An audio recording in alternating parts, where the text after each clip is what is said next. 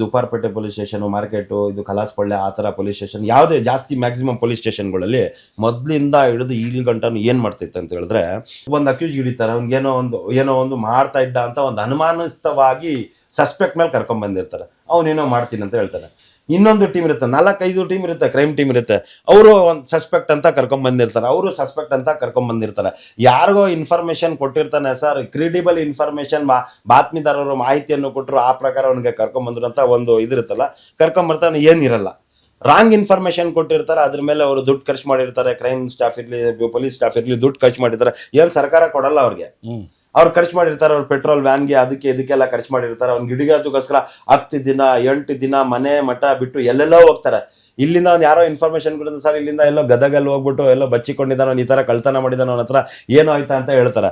ಅಂತ ಇದ್ರಲ್ಲಿ ಅವ್ರು ಬಿಡಕ್ಕೂ ಆಗಲ್ಲ, ಹಿಡಿಯೋಕ್ಕಾಗ, ಇಲ್ಲಿಂದ ಖರ್ಚು ಮಾಡ್ಕೊಂಡು ಹೋಗ್ತಾರೆ. ನಾಳೆ ಅವ್ನು ಹಿಡ್ಕೊಂಡ್ ಬಂದ್ಮೇಲೆ ಎಲ್ಲ ವೆರಿಫೈ ಮಾಡಿದ್ರೆ, ಇಂಟ್ರಾಗೇಷನ್ ಮಾಡಿದ್ಮೇಲೆ ಅವನು ನಿರಪರಾಧಿ, ಅವ್ನು ಏನು ಮಾಡಿಲ್ಲ ಅಂತ ಗೊತ್ತಾದ್ಮೇಲೆ ಏನ್ ಮಾಡ್ಬೇಕು? ಅವ್ರು ಖರ್ಚು ಯಾರು ಕೊಡ್ತಾರೆ? ಇನ್ಸ್ಪೆಕ್ಟರ್ ಕೊಡ್ತಾರೆ, MLA ಕೊಡ್ತಾರ, ಇನ್ಸ್ಪೆಕ್ಟರ್ ಕೊಡ್ತಾರ, ಸರ್ಕಾರ ಕೊಡ್ತಾರ.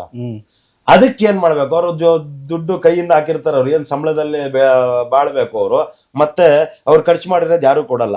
ಅದಕ್ಕೋಸ್ಕರ ಏನ್ ಮಾಡ್ತಾರೆ, ರಿಲೀಸ್ ಮಾಡೋದಕ್ಕೋಸ್ಕರ ಯಾರು ಬಿಡ್ಬೇಕು ಇಲ್ಲ ಏನ್ ಮಾಡ್ಬೇಕು, ರಿಲೀಸ್ ಮಾಡೋದಕ್ಕೋಸ್ಕರ ಏನು ಮನೆಯವ್ರ ಹತ್ರ ದುಡ್ಡು ತಗೊಬೇಕು. ಅಬ್ವಿಯಸ್ಲಿ ಅದ್ ಬೇರೆ ಏನು ದಾರಿ ಇಲ್ಲ.